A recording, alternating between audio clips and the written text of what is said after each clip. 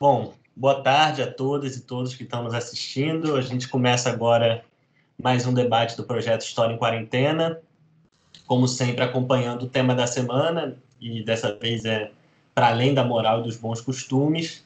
E hoje aqui comigo estão a Eliane Robert. Bom dia, Eliane. Bom dia.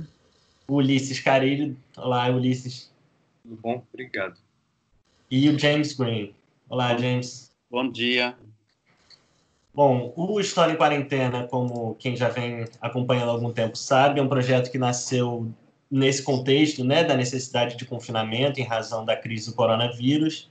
E a nossa ideia é um pouco dar início a um projeto de história pública, de divulgação científica em história, pensando em aproveitar um pouco esse contexto, mas também com a intenção de intervir no debate público a partir, enfim, da participação de pessoas especialistas, de pesquisadores nas diversas áreas que a gente está conversando, um pouco também com o objetivo de incidir nesse contexto de profusão de fake news, de negacionismos, que têm sido tão frequentes aí na nossa realidade no debate público. Então, até agora a gente tem já discutido uma série de temas, pretende continuar com muitos outros, enquanto essa pandemia e essa quarentena durarem, que, enfim, a gente não sabe muito bem o quanto vai ser, né?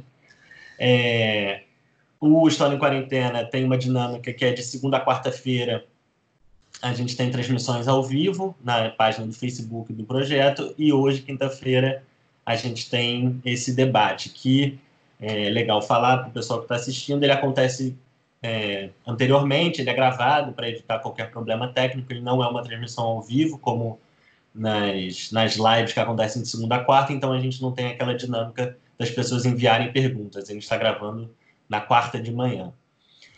O História em Quarentena é um projeto coordenado pelo Paulo César Gomes, da UF, pelo Carlos Trindade, da Universidade de Santiago de Compostela e da Universidade Nova de Lisboa, pela Melanie Tuluatz, do Instituto de Altos Estudos sobre a América Latina da Universidade de Paris III, pela Natália de Santana, da Universidade Jean Moulin, na França, e por mim, Lucas Pedretti. Hoje aqui com a gente, né, nós temos três, enfim, queridos convidados que vão falar sobre esse tema.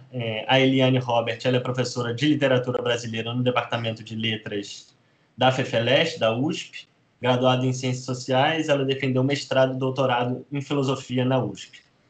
Dentre outras coisas, ela pesquisou e publicou trabalhos sobre as relações entre estética e erótica, sobre Marquês de Sade, a literatura libertina do século XVIII europeu, sobre erotismo modernista na França e no Brasil, e sobre diversos autores, como Mário de Andrade, Hilda Ilst, dentre outros. O professor James Green, ele é professor de História da América Latina na Universidade de Brown, graduado em Ciência Política, com doutorado na Universidade da Califórnia. É autor de vários livros, dentre eles Além do Carnaval, a homossexualidade masculina no Brasil do século XX, Apesar de Vocês, a oposição à ditadura brasileira nos Estados Unidos, Ditadura e Homossexualidades, que ele organiza junto com Renan Quinalha, que teve numa das transmissões ao vivo essa semana. E mais recentemente, o James lançou o livro revolucionário gay, A Extraordinária Vida de Herbert Daniel, pioneiro na luta pela democracia, diversidade e inclusão. E o Ulisses Carilho, ele é curador da Escola de Artes Visuais do Parque Lage, é pós-graduado em Economia da Cultura pela URGS, Universidade do Rio Grande do Sul, estudou Comunicação Social e Letras Português-Francês. Suas pesquisas estão no âmbito da interseção entre artes e educação, e ele tem interesse nas contranarrativas e nas críticas à lógica de produção do capitalismo cognitivo.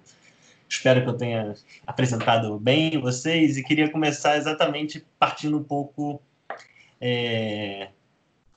de alguns pontos que vocês, enfim, estudaram ou trabalharam sobre, né? Acho que a gente tem uma composição legal aqui, em que cada um de vocês traz olhares sobre contextos históricos específicos e também a partir de, enfim,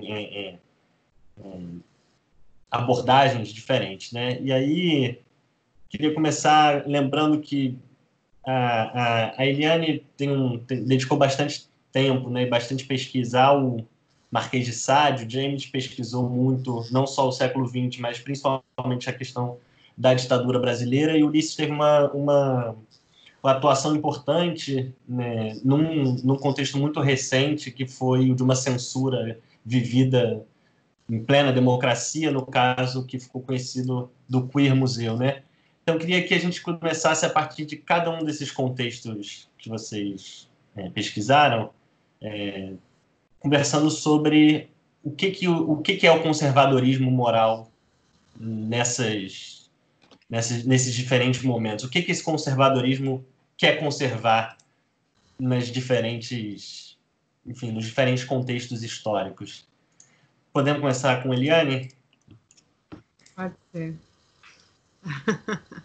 Bom, só dar um alô aqui, agradecer a você, a todos os coordenadores desse projeto tão legal que bota a gente aqui para conversar, acho que é mais para partilhar as dúvidas, né? Para partilhar a perplexidade que a gente está vivendo hoje no mundo e também no Brasil, né? Então, que é um prazer imenso, te agradeço, Lucas, eu acompanho o trabalho do James há muito tempo, tenho enorme interesse, também acompanho o trabalho do Ulisses, então é uma alegria poder estar aqui conversar com vocês e um pouco isso, né? Partilhar aí as dúvidas que a gente tem. E quer dizer, o que é o conservadorismo? Eu acho assim, que eu preciso, né, dar um toque, que a minha praia é sempre literatura e, portanto, arte, então acho que qualquer exemplo que eu vá dar vai ser um pouco no âmbito da literatura e desse nicho imenso, essa coisa grande que é o erotismo literário, né? Então, se a gente for acompanhar, né, pegando um pouco pelas minhas pesquisas, né, eu trabalhei bastante com o século XVIII francês e atualmente, nos últimos 10 anos, eu estou trabalhando muito com o Brasil, né, organizei uma antologia de poesia erótica, estou organizando contos agora. Então, assim, quando eu pego um fio grande, pelo menos naquilo que é época moderna, né, e que a gente pode pensar, né, nessa modernidade que vem do século XVIII para cá, esse conservadorismo, de alguma forma, está sempre atuando, né? Quer dizer, é como se houvesse sempre uma força de negação de Eros. Então, Eros parece que está sempre do outro lado, nessa força tão forte de vida e que coloca o corpo em ação, ela está sempre atrapalhando alguma coisa para alguns grupos. Então, eu fico pensando assim que o tempo todo, não é? Por exemplo, organizei uma antologia da poesia erótica brasileira que vem do século XVII até hoje. Não obstante as questões morais terem mudado muito, a gente tem sempre esse bloqueio em ação, isso é um negócio incrível, não é? Então, você vai estudar lá um poeta do século XIX e você vai ver que ali tem muitas restrições morais, mas isso continuou também passado um século e até os dias de hoje, né? Quer dizer, você estava mencionando toda a questão do Queer Museum, né? Então, há sempre este bloqueio que a gente pode chamar de conservador, a gente pode dar diversos outros nomes também, né? Então, enfim, eu acho que o nome, não, um nome que a gente pode dar é realmente censura, né? Quer dizer, esse bloqueio é censura, e a censura ela é muito insidiosa, porque ela trabalha em diversas frentes, quer dizer, normalmente a gente pensa a censura como esse bloqueio, não é? Essa proibição, mas há essa censura, inúmeros livros foram censurados, livros, não é, eróticos e também políticos, não é? Eu vou trabalhar mais com esse bloqueio a Eros, inúmeros livros foram censurados diretamente, proibidos, entraram no Index Librorum, né? isso desde da Inquisição e tudo isso, como a gente sabe. Mas há também outras formas de censura. Às vezes, a desqualificação de um livro é uma forma de censura muito grande, né? Me ocorre agora, por exemplo, Gilberto Freire, né? Nos anos 30, quando lançou Casa Grande e Senzala, que é um livro de história, né? Mas, assim, quer dizer, o Gilberto Freire vai ser chamado pelas forças conservadoras católicas de o pornógrafo de Recife, né? Então, tem aquela coisa de desqualificar. E mais perto da gente, por exemplo, a Hilda Hilst, que é uma autora com a qual eu trabalho, que em 1990, ou seja, algo bastante recente, quando lançou o seu primeiro texto pornográfico, que é o Caderno Rosa de Lori Lamb, houve todo um rumor assim, isso não é literatura, ela está fazendo uma outra coisa, né? Então, você tem a desqualificação, você tem o bloqueio, a proibição, você tem, por vezes, a autocensura. O Mário de Andrade, quando fez Macunaíma, foi considerado, né, um livro indecente. E aí o Mário, da primeira para a segunda edição de Macunaíma, ele faz diversos cortes no livro. Ele corta passagens eróticas. A segunda edição do livro já aparece com esses cortes. E, até hoje, nós lemos o Macunaíma com cortes. 2020, estamos lendo Macunaíma com as passagens que o autor cortou. Então, eu acho que essa força de bloqueio, ela está sempre atuante. James. Bom, bom dia, estou muito honrado de estar com vocês hoje. Sempre quando eu falo português, fico um pouco nervoso no começo, porque é um idioma que aprendi na prática e não na aula. Então, sempre estou errando a língua e peço qualquer coisa, peço desculpas para massacrar a língua maravilhosa e linda. Eu estava pensando muito sobre a questão do atual governo no Brasil, que nega o vírus e negou o fato que 64 foi um golpe militar, que foi uma ditadura militar. Eu acho que há um link, uma ligação muito forte entre essa capacidade de negar a história do Brasil e negar a realidade atual do atual governo e as suas implicações no Brasil e, bom, enfrentamos esse problema em outros países do mundo. Então, se lembramos muito bem que o golpe de 64 foi contra o governo de João Goulart, mas foi contra uma política mais populista, popular,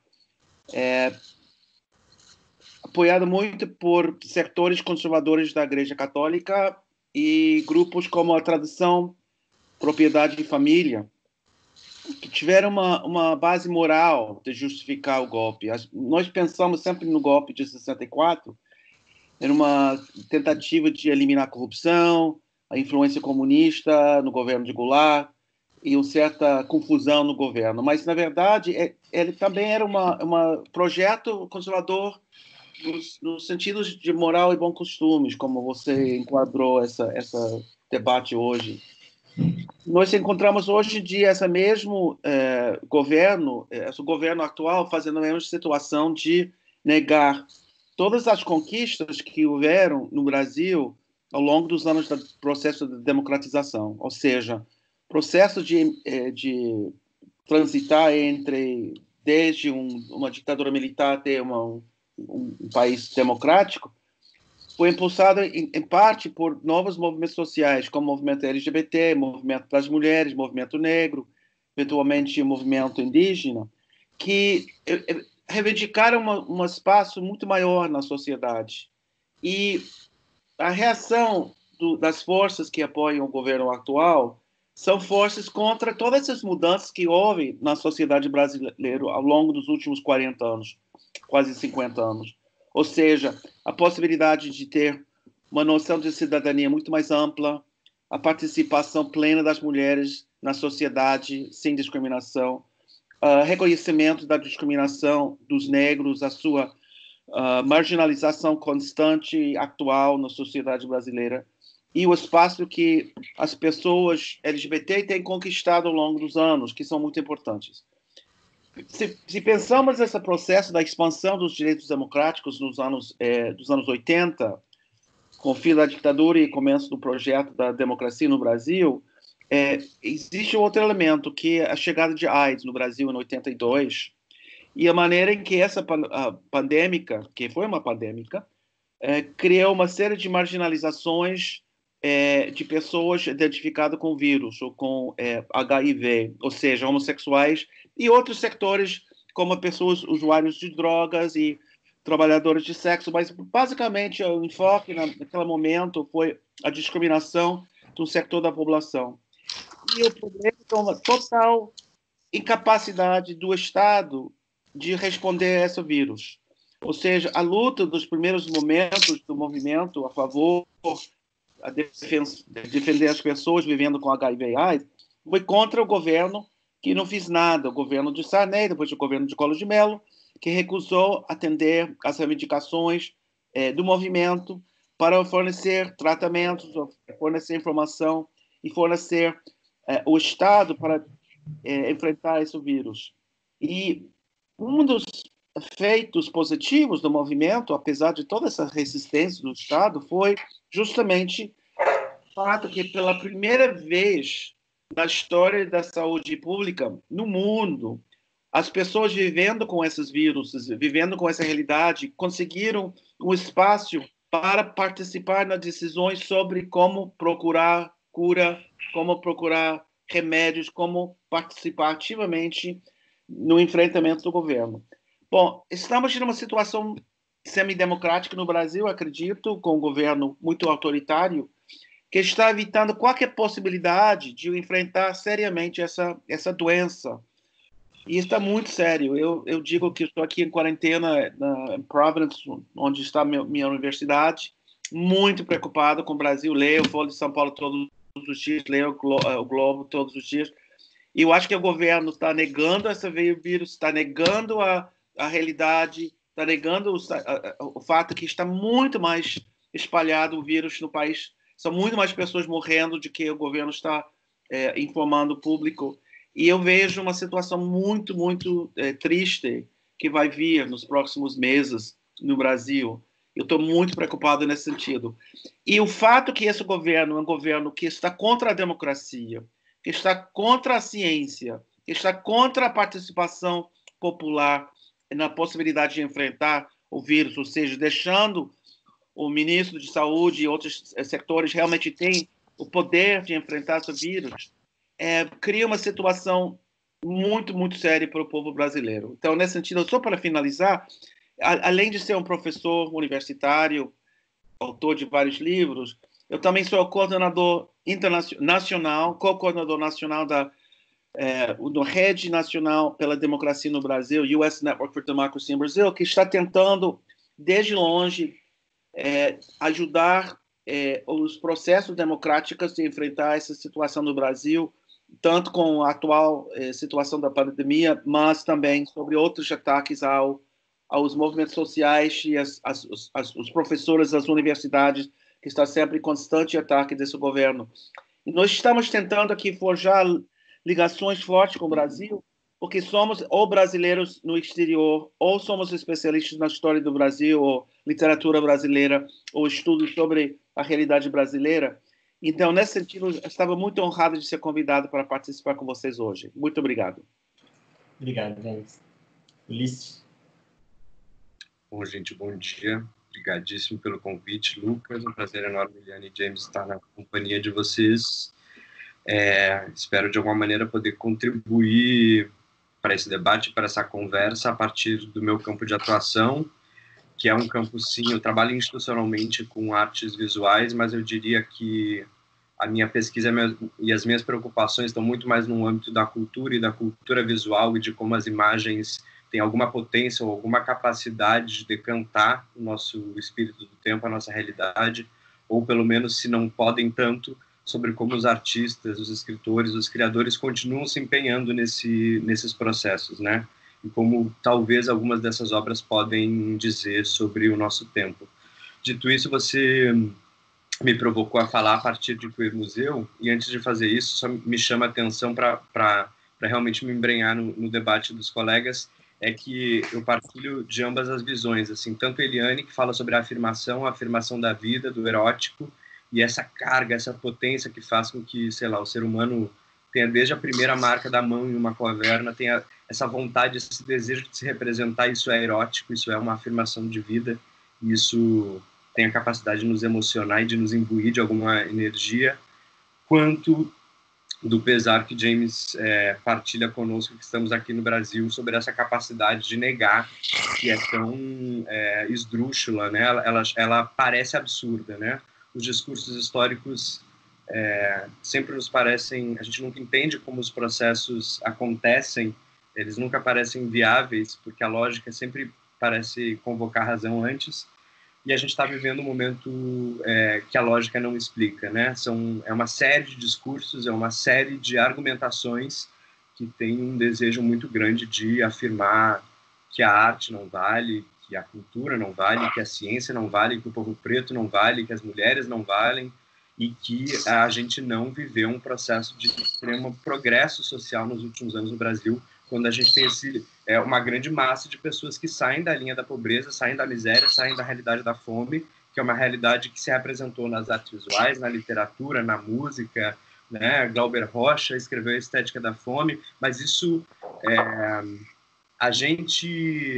o meu ponto de vista e a minha contribuição a partir do Queer Museu está muito centrada, primeiro, uma digressão. Eu não sou o curador da mostra, o curador da mostra é Gaudêncio Fidelis, eu sou Ulisses Carrilho, né? Eu trabalhei na curadoria do projeto educativo que acontece na Escola de Artes Visuais do Parque Lage, né? Numa resposta à censura, a gente consegue fazer a maior campanha de financiamento coletivo da história do Brasil até aquele momento para um empreendimento cultural acontecer, ou seja, é a população que faz isso, porque o governo, nem do Estado, nem municipal, e nem federal, e nem a justiça brasileira tem o poder que a gente precisa de preservar o nosso livre direito de criação, manifestação e expressão. Então, a gente tenta algum agenciamento, que é fazer esse processo de financiamento coletivo, remontar a amostra e dar uma resposta a partir da população. Só que tínhamos um problema. A amostra que convocava as identidades, as narrativas queer, não tinha artistas, ou um número representativo de artistas queer, né? Não tínhamos homossexuais, sapatões, bichas, transviados, travestis. Essa comunidade desviante da qual fazemos parte não estava ali...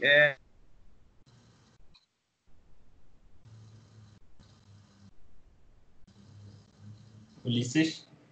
Casanem, tentando entender como que a gente poderia agenciar discursos a partir desses corpos. Essa é uma preocupação porque eu acho que nesse momento, e já me aproxima aí do fim da minha fala, nesse momento sabemos que muitas questões estão há muito tempo sendo narradas e faladas e discutidas e debatidas, mas descobrimos também que esses corpos não são apenas objetos de estudo, são sujeitos que produzem discursos extremamente complexos e que precisam não serem aceitos ou serem tolerados, senão é preciso haver uma deformação do cânone da história, dos nossos parâmetros, para que a gente compreenda que as realidades são mais complexas, que as imagens são mais plurais e que a gente tem um horizonte muito mais generoso para se debater, para pesquisar e para lidar. Acho que no início é isso. Legal, gente. Eu acho que já apareceram vários temas aqui que queria desenvolver ao longo da conversa. Vou começar com um ponto que a Eliane trouxe sobre essa questão da censura, né, principalmente, que a censura é um outro nome para isso, sobre o que a gente está falando. Mas, especificamente, queria jogar para a roda o tema da relação entre a censura moral e a censura política, que também apareceu muito na fala do James sobre a origem da ditadura e como a gente pensa o golpe de 64 numa chave política e acaba deixando de lado, deixando de olhar para toda essa dimensão moral que também estava ali contexto das marchas pela família com Deus pela liberdade, e sem dúvida nenhuma também é uma questão que está colocada nessa censura atual, né? Então, queria colocar essa pergunta para vocês, se toda censura moral também é política, se toda moral também é política, como pensar essa relação entre esses dois campos a partir da censura? Eliane? Oi. Eu acho que a moral é sempre política, né? Então, e agora, ouvindo, né, tanto Ulisses como o James deram depoimentos, né, super importantes. Ainda está uma coisa aqui ressoando da fala deles, e eu queria só fazer um comentário antes, é que é tão triste, né? De repente você ouvir alguém que está, né, num outro lugar do mundo, como é o caso do James, né, e está falando da sua preocupação com o Brasil, né, e como é importante para a gente estar podendo ouvir vocês, sabendo que tem um aliado aí em Providence, como a gente tem outros tantos aí no mundo, os organizadores, né, dessa nossa conversa, desse ciclo, porque a gente não pode esquecer hoje no Brasil que essa questão dos vírus nos pegou já assim num cerco moral, né? Que assim, absurdo, num cerco contra as artes, contra as humanidades, contra o pensamento, né? Contra a literatura, as artes visuais, o cinema, quer dizer, a gente já estava totalmente cercado. E aí entra esse vírus, né, planetário ainda para pegar a gente. Então, realmente, eu acho que hoje, assim, a palavra que eu consigo falar quando me perguntam alguma coisa é perplexidade, não? O que a gente faz com isso, senão esse dar as mãos que a gente está fazendo aqui e outros tantos, porque essa é uma realidade muito dura, né? Inclusive, assim, a gente está vivendo um tal excesso de realidade que isso está bloqueando assim a nossa imaginação, né? Quer dizer, a realidade está se jogando em cima de nós, assim, impedindo a gente de imaginar, impedindo aquilo que é criação, não é? Que é o nosso campo aqui, todos nós trabalhamos com a arte, né? Então, quer dizer, nessa embocadura que eu vejo, não é, essa associação entre moral e política, quer dizer, a moral, ela é, né, ela é sempre alguma norma, né, e que está casada com esse poder, né, que é o poder político. No nosso caso, isso está sendo assim, esse casamento está sendo feito de uma forma drástica, e se a gente não tiver atento, nós vamos ficar impedidos da criação, né? Quer dizer assim, porque Eros é poder de vida, Eros é criação. Então, nós vamos ficar impedidos de criar, né? Assim, acho que estava, né? Quer dizer, a vida sensível não é só a vida biológica, nem só a vida política. A vida sensível está profundamente ameaçada no Brasil hoje, né, com esta combinação que a gente tem do vírus nos pegar nesse momento em que nós tínhamos um secretário de cultura que se veste de Goebbels para falar para o povo, e que a gente tem não é, o presidente que é um psicopata. Então, quer dizer, eu acho que é nessa embocadura que eu consigo pensar um pouco isso e é isso por enquanto.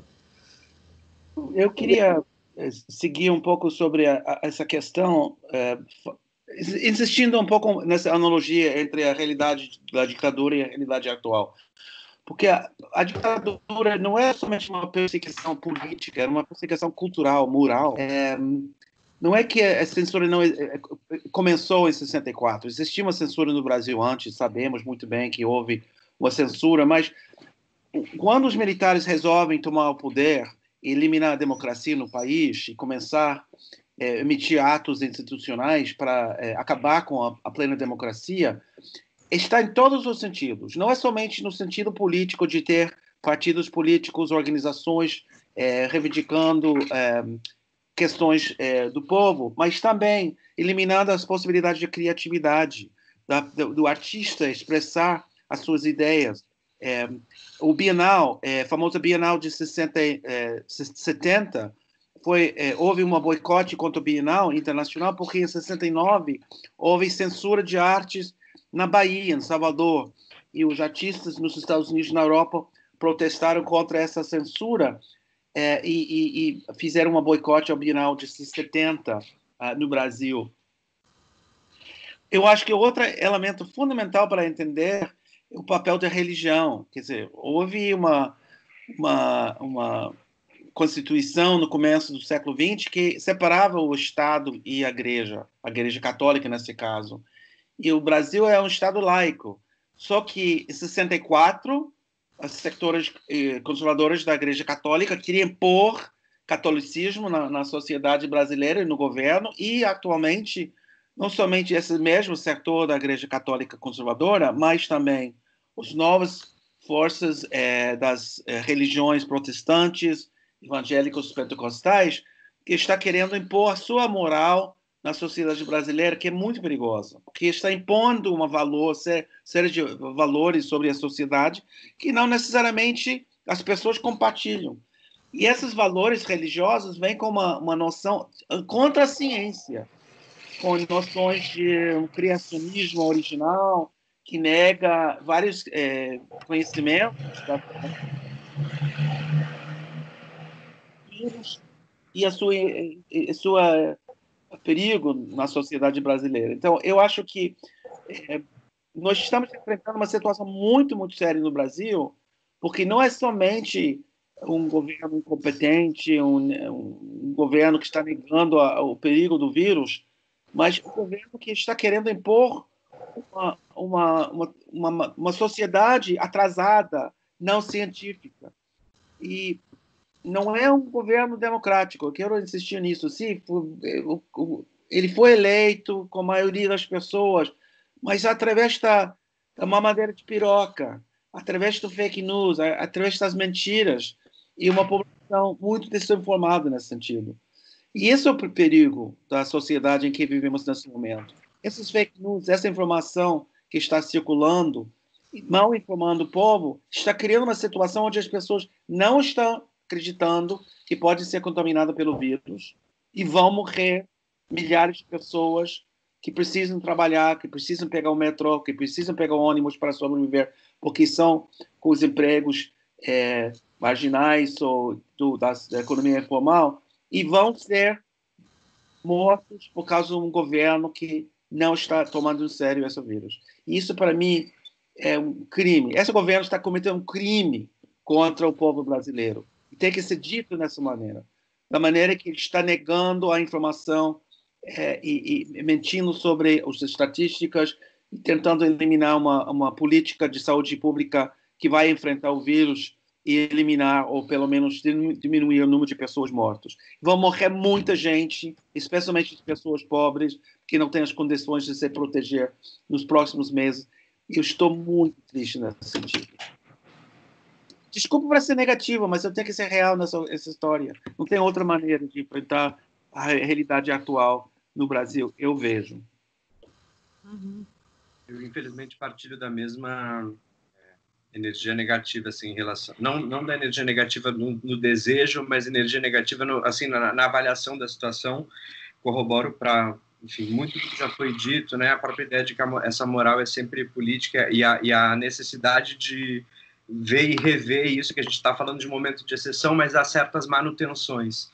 Eliane toca numa questão que tem me preocupado muito nos meus pensamentos, que estamos sendo privados do direito à imaginação, que eu acho que é um direito anterior ao da criação. Assim, em vários momentos não há possibilidade de criar, né? Sejam contingências financeiras, sociais, políticas, e esses artistas, criadores, imaginadores têm aí mantido esse direito conseguido. E a gente está vivendo uma crise da vida sensível mesmo, né? Os impactos que esse novo regime de sociabilidade, que esse triunfo do capitalismo, que a percepção de que todos somos números e que a partir do nosso pertencimento de classe social há uma avaliação se a gente vai ter condições de sobreviver a uma situação pandêmica mundial, porque a gente vai ter não acesso a condições de tratamento de saúde, é realmente algo que não é nenhuma novidade. Quem olha para as questões sociais do Brasil tem facilidade em compreender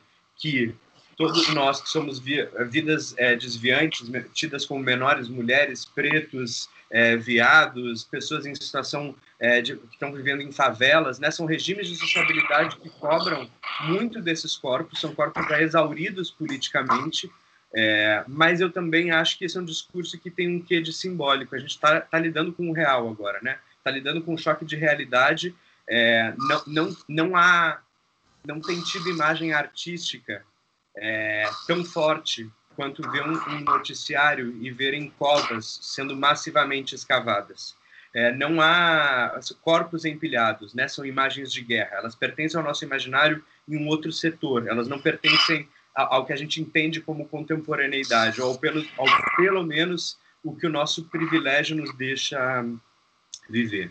Mas James fala uma coisa que também me interessa muito, que a partir desse exemplo histórico da realidade institucional brasileira, que é o boicote de 1969, como os artistas, num movimento internacional, se juntam a esses aliados criadores e criam uma rede de boicote que prefere, então, não fazer, não participar.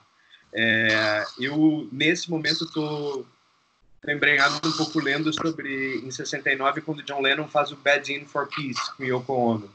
No momento em que ele fica na cama por 7 dias no alto simbólico, dizendo que ali vai ficar e que aquela é a sua luta pela paz. Ou seja, traz para o dispositivo mais privado, mais domiciliar, que é o quarto, em última instância, a cama, o lugar da preguiça e do prazer, o direito a não fazer, o direito ao ócio. E eu acho que a gente está vivendo essa questão de crise e a gente está reclamando dessa censura, e o que é complexo é que a gente vive uma realidade neoliberal. Então, ao mesmo tempo que a gente está reclamando do nosso direito de criar, a gente está sendo ostensivamente cobrado pelos meios de comunicação de massa a produzir, hiperproduzir, entender como será o futuro, como reagiremos à derrocada da economia, como reagiremos com as vidas que não vão poder pagar o seu salário, enquanto, na verdade, a gente tem uma questão anterior, uma questão pandêmica, uma questão que sim tem seus reflexos anteriores no vírus da AIDS no Brasil, mas com alguma diferença, porque naquele momento era um nicho. Agora a gente está falando de uma outra desvalorização, né? A gente está falando com preconceito, talvez não seja a melhor palavra, mas com desprezo pelas vidas velhas, né? Pelas vidas que não são capazes de mais produzir, pelas vidas que já tiveram seu tempo de produção e de azeitar as máquinas do capitalismo. Isso é muito chocante também, porque são as vidas velhas também que são as vidas sábias, né? Que carregam o conhecimento, que carregam a ancestralidade, que são os sacerdotes, os chefes de família. E uma última questão, só para não me alongar mesmo, mas é porque a questão da moral, quando a gente escuta o James falar sobre a ditadura militar brasileira e a gente vai olhar para aquelas marchas que defendiam a família, a instituição familiar é algo que é muito interessante, né? Como ela é convocada a todo momento no Brasil. E isso demonstra um total despreparo dos nossos governantes, além do seu projeto de aniquilação do povo pobre. Há também um desconhecimento de que a família brasileira hoje é uma mulher solteira com filhos, é uma mulher preta e pobre que está dentro de uma favela, né, que não tem plenas condições de fazer isolamento social, que não tem acesso ao pronto atendimento de saúde, que não tem uma vida sexual cuidada por esse governo. Se essa mulher for seropositiva, ela não será plenamente atendida. Então, já vivemos um momento de extrema crise, uma crise desse país, enfim, por conta da pobreza, da miséria, desses processos históricos, e vem essa pandemia, e é claro que a realidade local vai responder de uma maneira muito, muito triste, que vai dar a ver o que sempre esteve, né? A desigualdade, a injustiça e a falta de sentido. Posso só colocar uma coisinha? Claro. É tão importante isso, quer dizer, essa suposta convocação de uma família brasileira, né, que é como o James... É mais uma fake news, sabe? Essa ideia que esse governo tem de uma família brasileira, essa mãe solteira que está na favela hoje, uma família brasileira, sei lá, pensando na minha, alguém que tem um filho de um primeiro casamento, depois um do segundo, e casou com outra pessoa que já tem... quer dizer, que forma uma família brasileira, é um casal gay que tem 3 filhos adotivos, uma família brasileira hoje, como o James colocou super bem, a gente avançou na sociedade. Então, assim, quando eu comecei a ouvir esse papo de Damares, de roupa cor-de-rosa para menina, azul para menino e tal, quer dizer, isso é tão fora do que é a família brasileira, porque do que são as famílias brasileiras hoje, seja na classe média, seja entre os trabalhadores mais pobres, quer dizer, isso mudou completamente e ficam trabalhando, não é, as igrejas envolvidas com o governo federal, e essa equipe horrorosa, macabra do Bolsonaro, ficam trabalhando com uma imagem de família que não tem mais nada a ver com aquilo que a gente está vivendo, né? Que é uma família hoje muito mais plural e diversificada, como conquista nossa, né? E nossa, assim, de uma grande massa brasileira, passando por diversos setores, né? Então, é mais uma fake news, né? Essa ideia. Só isso. Eu queria desenvolver esse ponto, mas antes eu vou só parar a gravação e começar de novo, de onde a gente parou, claro, porque a tela do James caiu para mim rapidinho, eu estou achando que na gravação ela pode ficar travada, tá? Nem se caiu para os outros. Não. Bom, Não. mas já voltamos. E aí eu queria desenvolver um ponto que, quando o James falou, me chamou muita atenção, tem a ver com a mamadeira de piroca, né?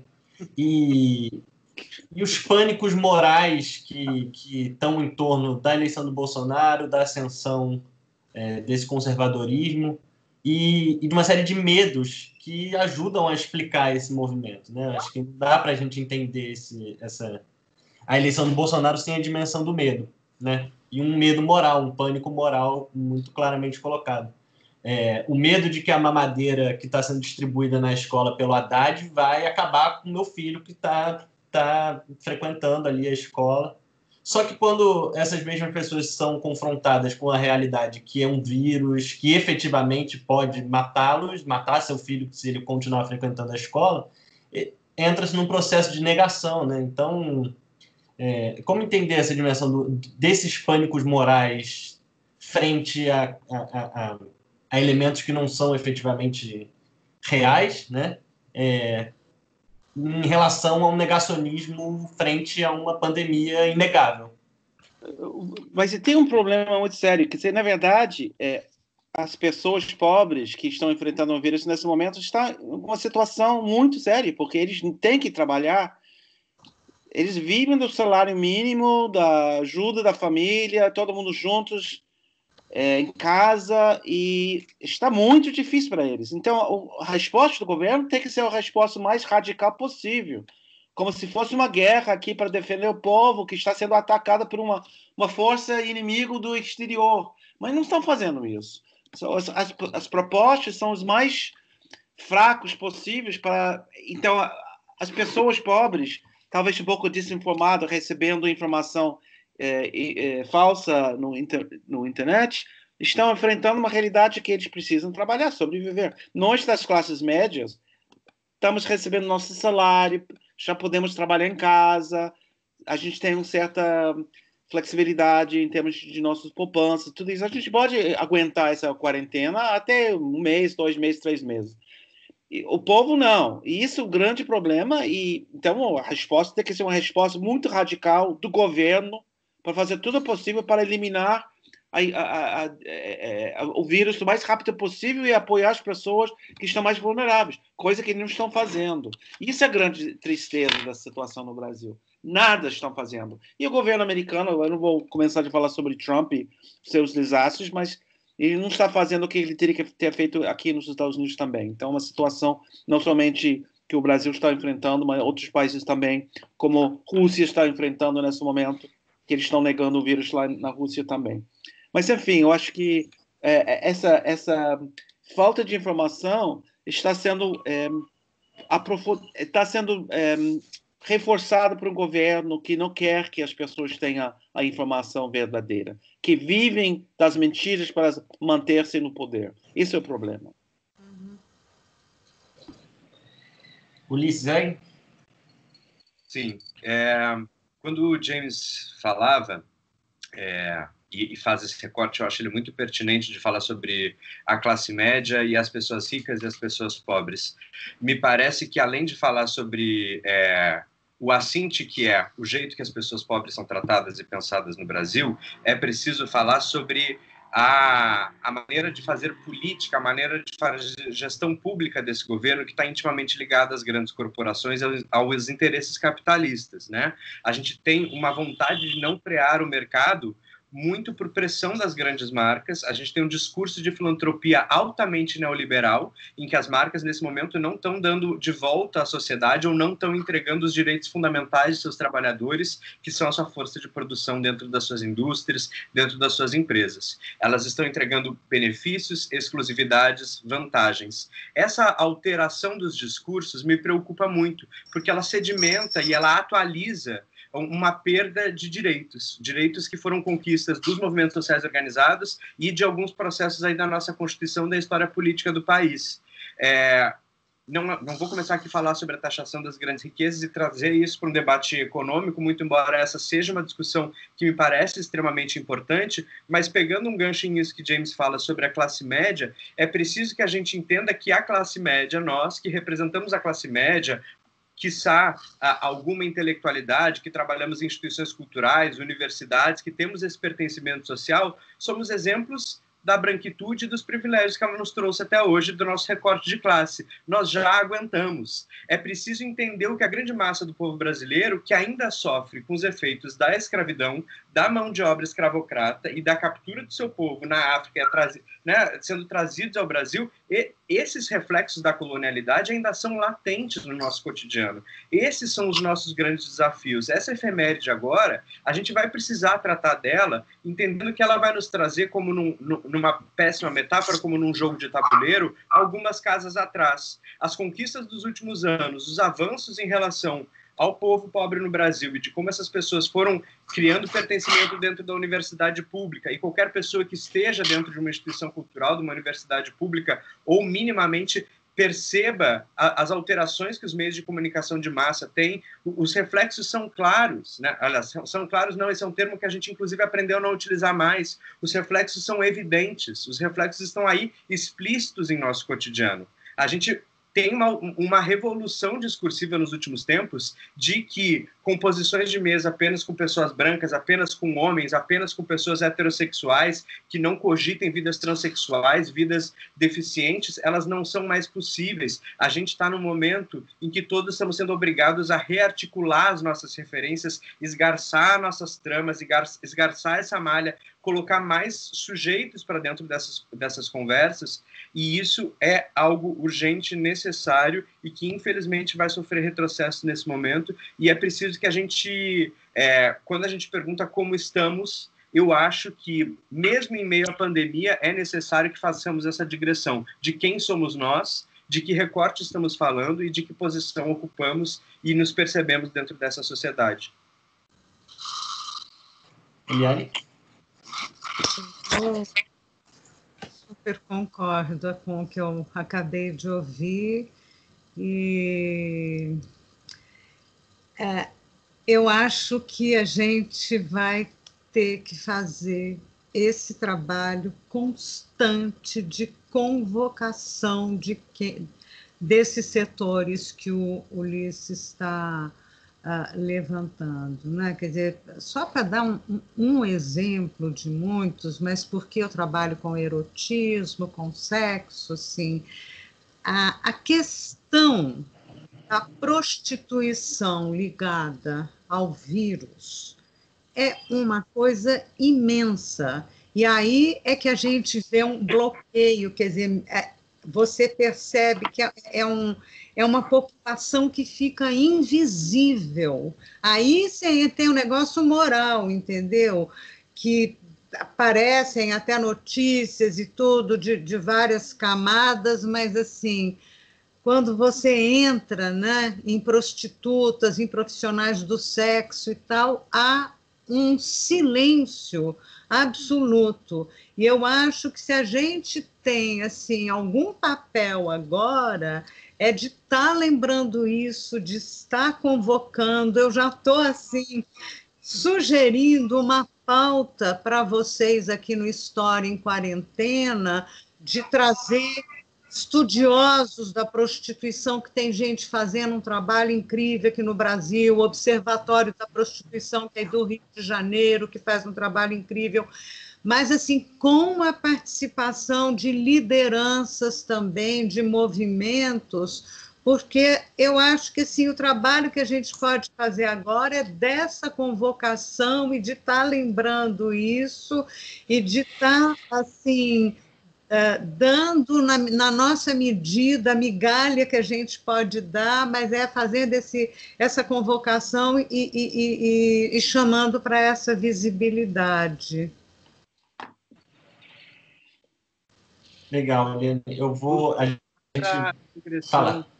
É só porque isso que a Eliane levanta é rapidíssimo mesmo. Paul Preciado concorda plenamente, né? A gente só vai olhar para o livre direito do trabalhador quando a gente olhar para os trabalhadores do sexo, né? É a categoria mais marginalizada e mais colocada em exceção, porque trabalha justamente com o direito ao prazer e o prazer enquanto commodity, o prazer enquanto financeiro. E a gente comoditiza tudo, se nega a assumir que faz isso com a sexualidade, com o discurso do sexo, que é muito cínico.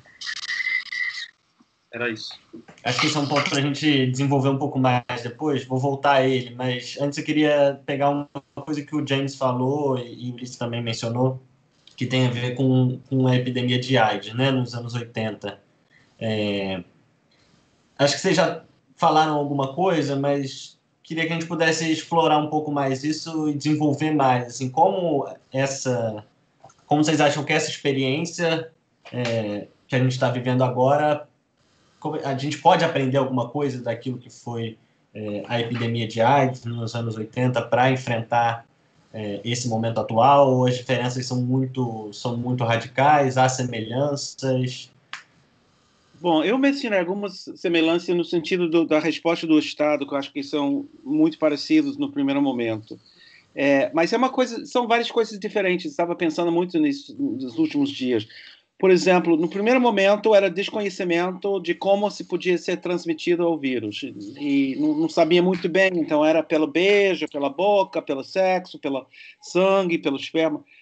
Depois ficou entendido como foi a transmissão e as pessoas tinham que modificar seus comportamentos. Então, houve entre os gays uma mudança radical em comportamento sexual das pessoas, não imposto pelo Estado, mas pela informação e pelo conhecimento da realidade. Então, durante muitos anos, as pessoas modificaram radicalmente as suas práticas sexuais para evitar a contaminação do vírus.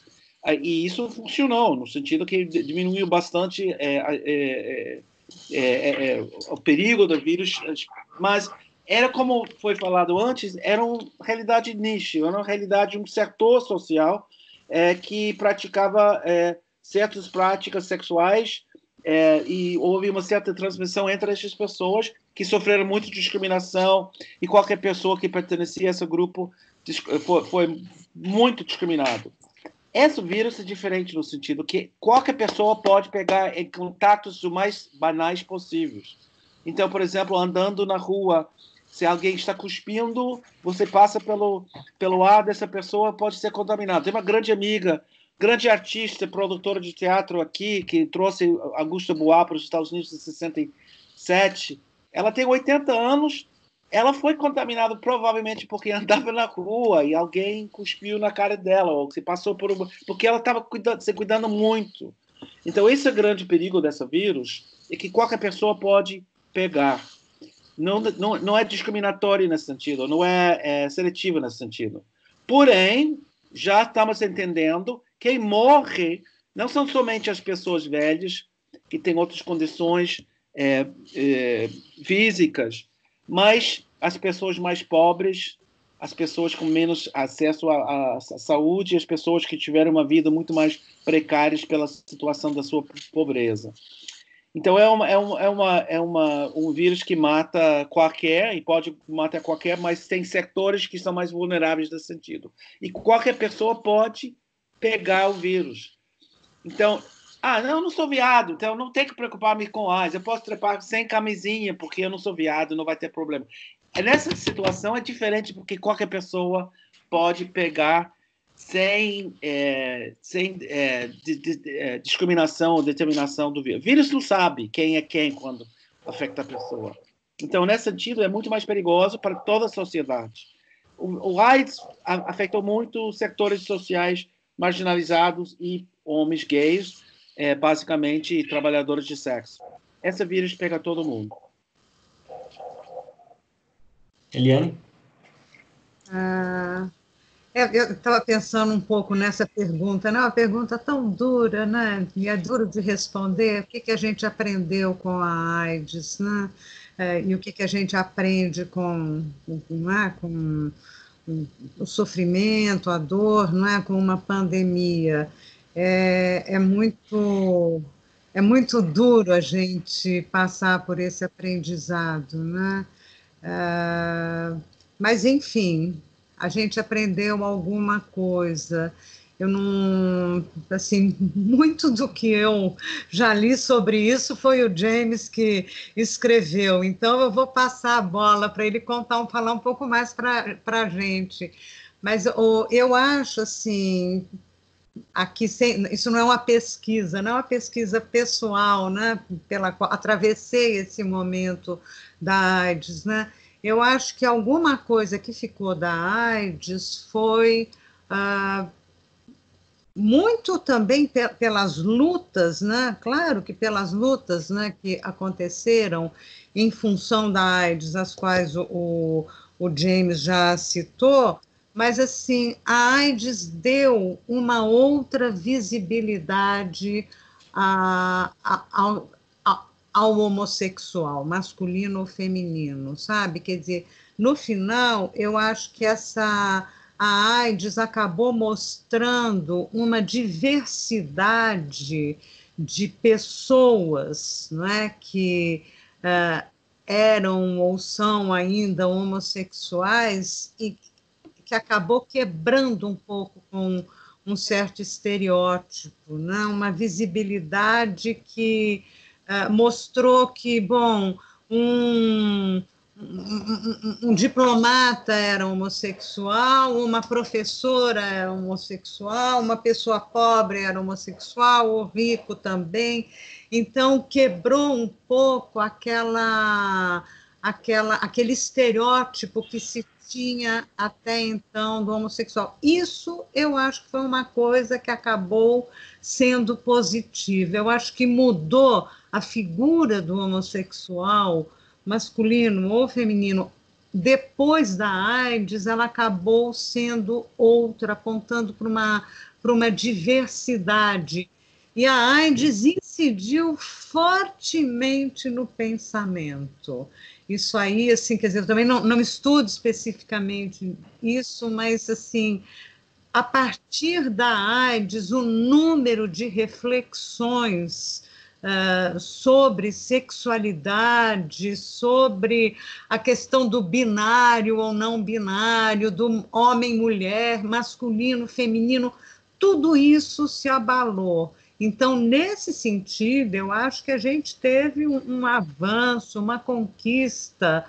Eu entenderia dizer planetária, se não for pelo menos ocidental, que ela foi muito importante para a gente repensar essas relações entre moral, sexualidade, erótica, né? Quer dizer, o aprendizado pelo sofrimento, né? Eu não queria interromper. Posso falar mais uma coisa? Eu Claro. Eu estava pensando muito sobre o debate que houve em 85, 86, quando o movimento LGBT e os ativistas pela defesa das pessoas vivendo com HIV/AIDS tentaram decidir qual seria o tipo de campanha nacional para educar a pública sobre a prevenção de AIDS. E houve um debate, e houve um setor que queria assustar as pessoas com imagem de pessoas doentes, pessoas morrendo, dizendo que AIDS mate, e assustar as pessoas para tomar precauções.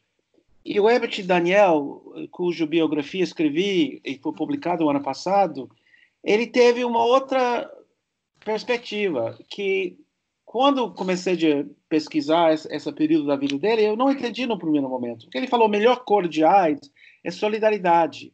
Isso foi no momento quando não houve cura. E houve uma possibilidade de não ter uma cura. E as pessoas estavam querendo saber como é que a gente vai evitar a AIDS? Como a gente vai resolver? Ele falou a melhor cura é solidariedade. E por que foi tão poderoso esse conceito? Porque, basicamente, as pessoas com AIDS estavam sendo muito discriminadas. Ninguém queria nem abraçá-los, nem tocar neles, nem dar carinho a eles, e por medo de transmissão. E ele entendia que a maneira de lidar com as pessoas com AIDS era de abraçá-los, de dar solidariedade a eles, para que eles se sentiam bem para poder enfrentar o vírus e a doença e a possível morte. E eu acho que hoje a melhor maneira de enfrentar esse vírus, além dos projetos de governo que tem que educar, informar o público, é solidariedade no sentido de ser consciente em que estamos vivendo, como enfrentá-lo pela inteligência e pelo carinho e pelo amor do outro. Eu não estou falando somente sobre o vírus, estou falando sobre esse momento em que o Brasil está vivendo com essa coisa no governo. Qual a melhor maneira de enfrentar? Com muito apoio e solidariedade, carinho, amor, abraços, para enfrentar esse trauma nacional, esse doble trauma nacional, porque houve uma trauma e tem um segundo trauma que é o vírus, e vai ter uma terceira que vai ser a grande depressão, a grande recessão que o Brasil, infelizmente, vai enfrentar. E as pessoas vão ficar desesperadas. Então, a única maneira vai ser solidariedade, de pensar na empregada doméstica ou a faxineira que limpa o seu apartamento, que você é da classe média. Realmente pensar, posso realmente dar salário durante 6 meses a ela, em vez de ela limpar a casa? Eu limpo a casa e vou dar esse dinheiro para ela sobreviver, porque ela não pode vir 3 meses. E depois, quando ela tiver condições de vir para a minha casa, eu vou pagá-la como sempre. Ou seja, esse tipo de solidariedade vai ser essencial para o Brasil aguentar, sobreviver esses 3 choques que o país vai está enfrentando. Infelizmente, eu digo isso com coração rasgado, porque eu amo o país, pessoas que me conhecem sabem muito bem como eu amo o Brasil, a cultura brasileira, e estamos todos sofrendo com essa situação, e a única maneira, uma saída para mim, além do projeto bem sério do governo para enfrentar o vírus e a economia, é a solidariedade. Ulisses? Então, eu corroboro totalmente. Assim, eu sempre, apesar de eu ter falado sobre energia negativa, assim, eu acredito que o amor é revolucionário e adoro ser piegas. Acho que é o que me mantém em pé. Mas não muito. Mas respondendo à pergunta sobre o que aprendemos com o vírus do HIV e da AIDS, e você falou da década de 80, eu acho que é uma questão de responsabilidades. Eu nasci em 1990, então eu sou um sintoma de um homossexual que nasce nessa virada, né? Eu já cresci vendo alguns reflexos, exemplos, algumas fagulhas nos meios de comunicação de massa, eu já vi alguns amigos distantes. Então, assim, eu gosto sempre de falar isso porque eu acho que essa é uma voz que responde na atualidade, né? Sempre tem alguma bicha que está querendo se colocar fora do armário agora e ela precisa de coragem e vamos para cima. Mas eu não quero falar de mim. Eu quero dividir mesmo sobre esse pertencimento de o que aprendi.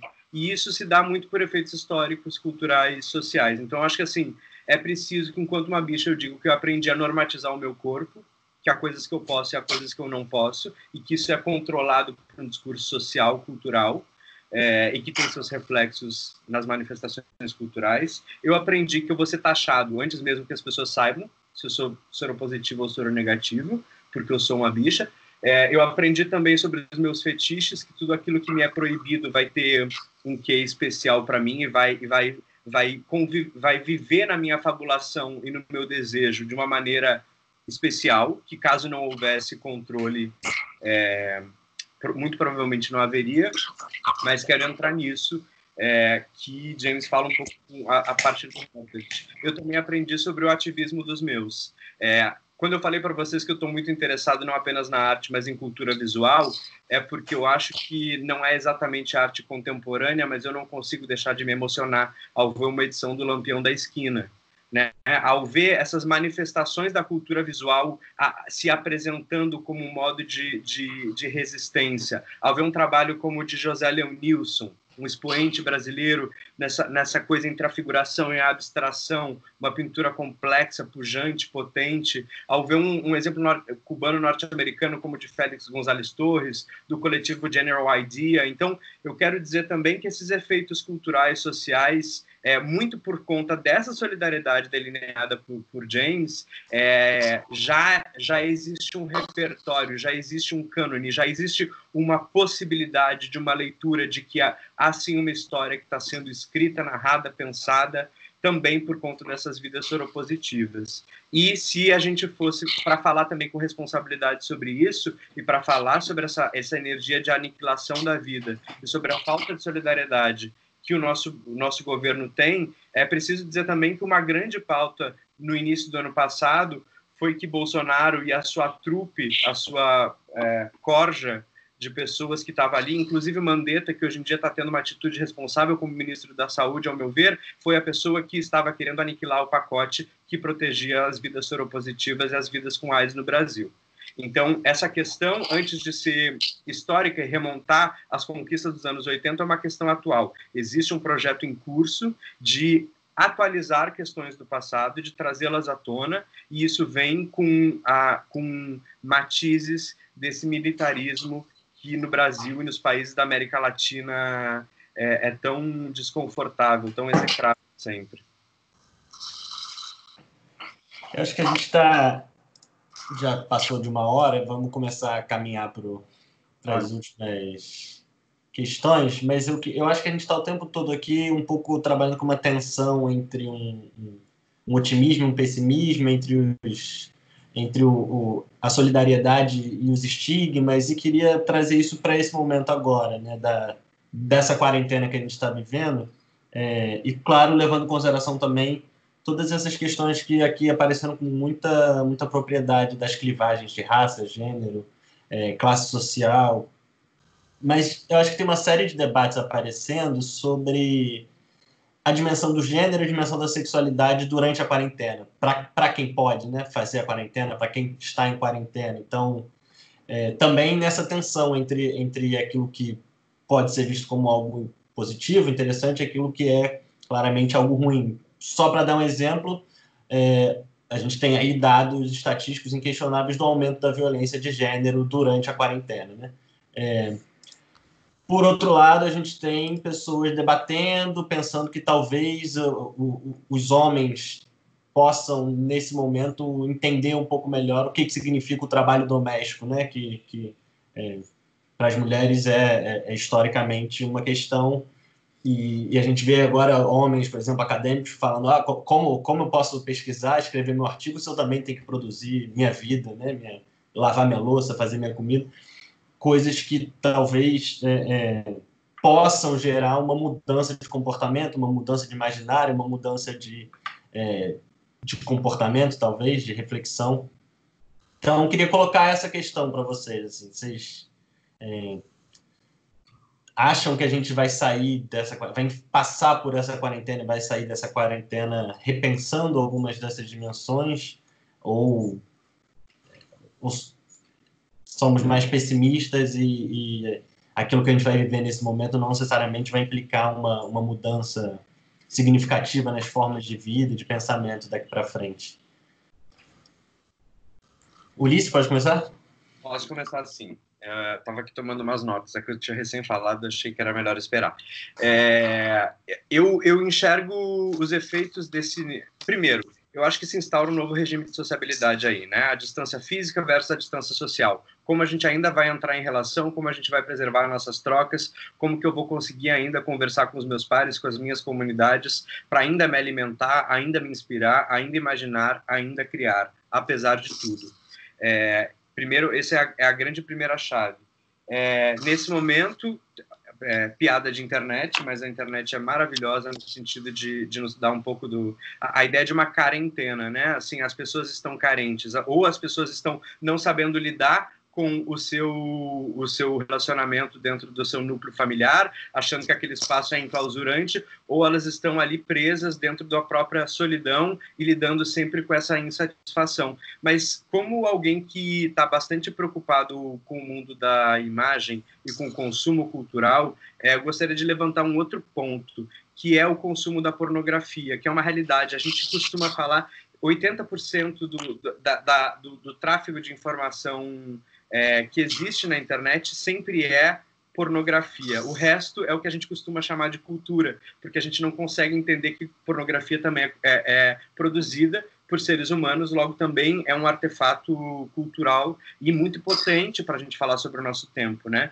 Então a gente está vendo que as pessoas estão precisando lidar com material pornográfico, já há materiais aí falando sobre a rápida resposta, então você já tem filmes pornográficos com pessoas usando máscara, filmes pornográficos que vão se utilizar do fetiche do contágio, do contato, e é preciso que a gente avente novas maneiras de pensar isso, avente novas maneiras de lidar com o sexo, a prostituição, a pornografia, são duas zonas turvas da sexualidade, porque elas são extremamente presentes, extremamente quantitativas no sentido de commodity, elas são rentáveis, elas são engenharias da sociedade e mesmo assim preferimos, por conta de uma moral, não contar com elas. Mas todos os dados de tráfego de consumo de pornografia têm aumentado vertiginosamente e inclusive vem falando um pouco sobre os fetiches, os anseios e as preocupações que se revelam por meio dessa válvula de escape que é a sexualidade, como sempre foi. Eliane?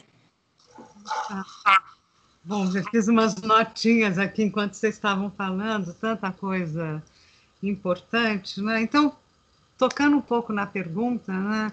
Você fala, a gente vai sair disso mudado e tal, e eu fico perguntando o que é a gente, né? A gente, porque isso também pautou aqui o nosso debate todo.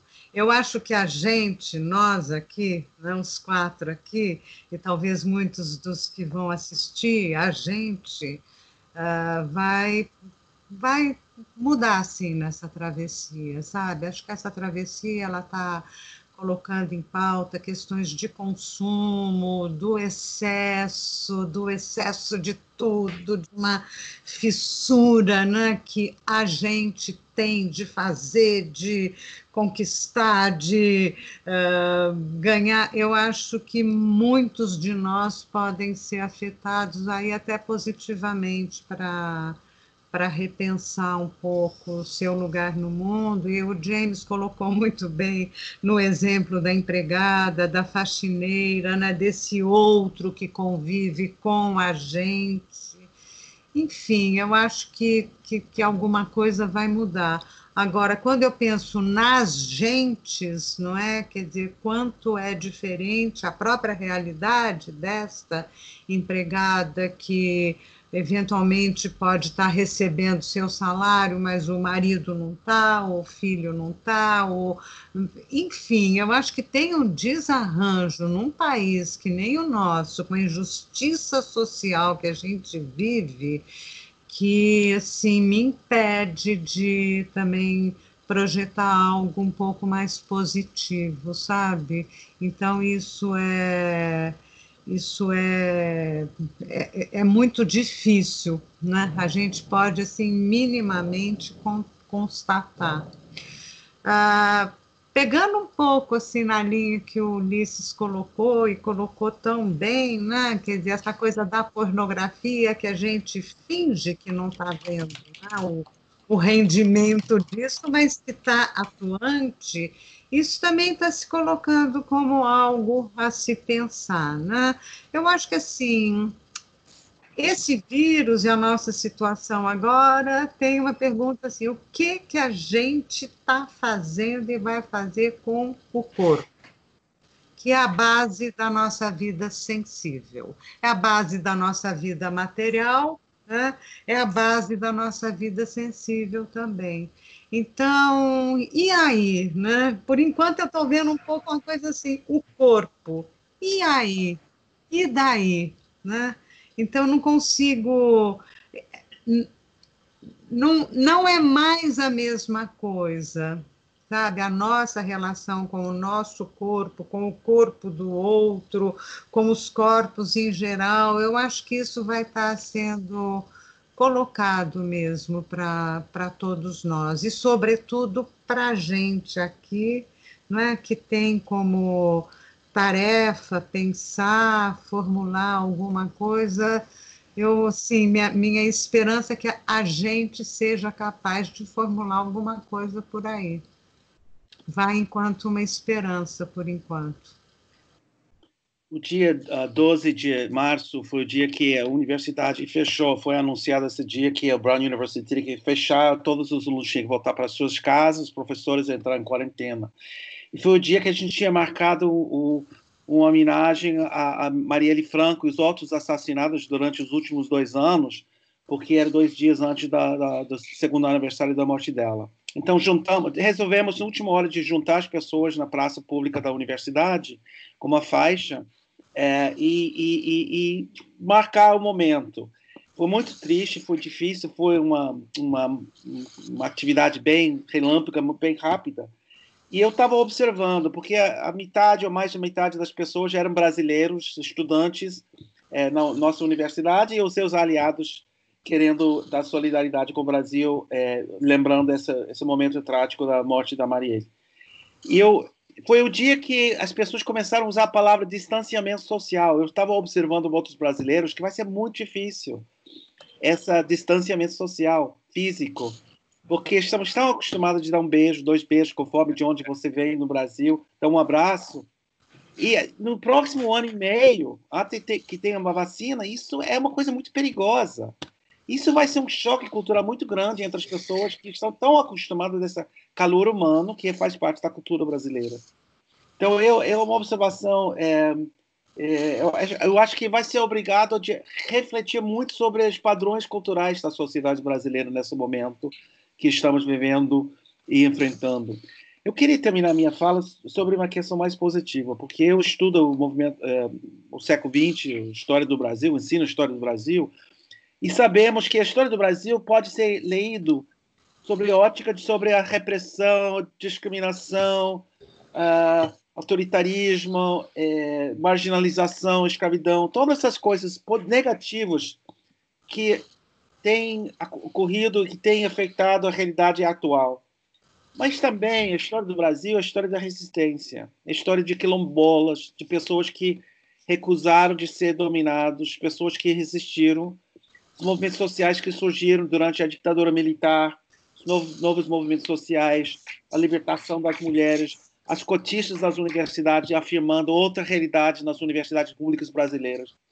Então, apesar de ser negativo, porque eu vejo a realidade vai ser muito difícil nos próximos anos no Brasil e fora do Brasil, eu acho que tem outra qualidade da história brasileira, da cultura brasileira, de resistir e de inventar novas maneiras de resistir à realidade. Eu acredito que isso vai acontecer, e eu vou terminando com meu poeta favorito, compositor Chico Buarque de Holanda, dizer: amanhã há de ser outro dia, e vai ser outro dia, no mau sentido, mas no bom sentido.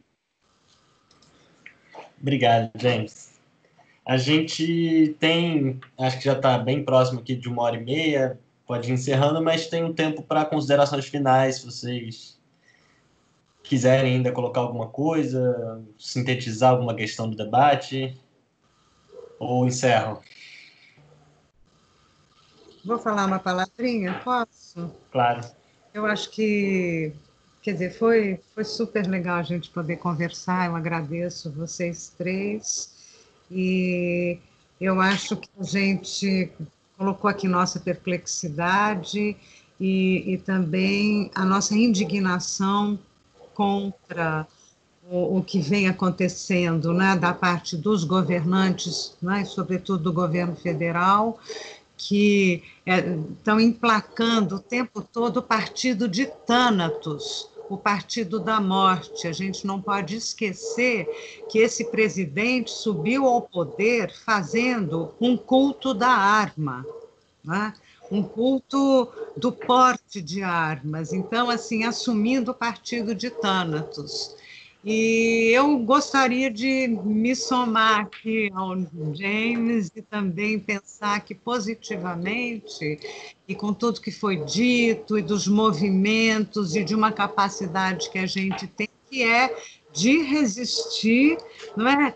Para se valer efetivamente dessa força de Eros, que é a força da solidariedade, a força da amizade, a força do amor e do erotismo. Então, para a gente não esquecer isso, que é isso que vai mover a nossa resistência aí. Obrigado, Eliane. Não tem nada mais para dizer. Eu já falei tudo o que queria falar. Adorei essa conversa com vocês. Estou sempre com vocês e às suas ordens.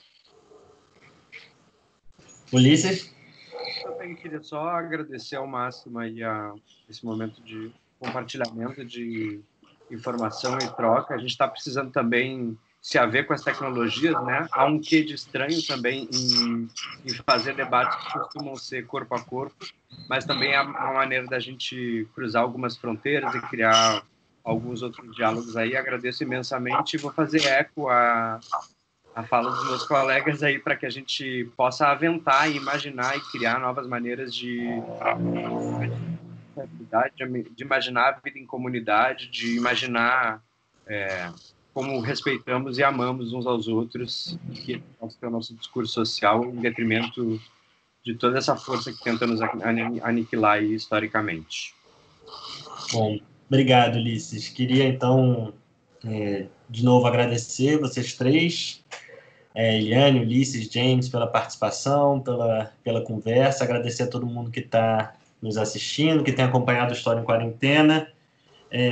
Continuamos semana que vem. Semana que vem, eu acho que está sendo legal que os debates estão se encadeando, né? De certa forma, sem ter sido muito planejado, mas semana que vem a gente segue debatendo as questões raciais no Brasil, então acho que muitos dos temas que apareceram aqui hoje vão voltar, com aquela dinâmica de segunda a quarta-feira, transmissões ao vivo no Facebook, e na quinta-feira um debate. Se houver alguma mudança nessa dinâmica, a gente avisa lá pelas redes sociais, então quem estiver acompanhando a gente segue aí nas redes sociais, no Facebook do História em Quarentena, e a gente lançou também um site agora para armazenar esse conjunto de conversas, de apresentações que a gente está fazendo. Quem quiser conhecer, quem puder, historiaemquarentena.com, e tem também uma vaquinha, um crowdfunding para a gente levantar fundos para conseguir arcar os custos desse site. Então, também o link está lá no Facebook. E obrigado a todos, a todas, e até a próxima. Tchau. Tchau.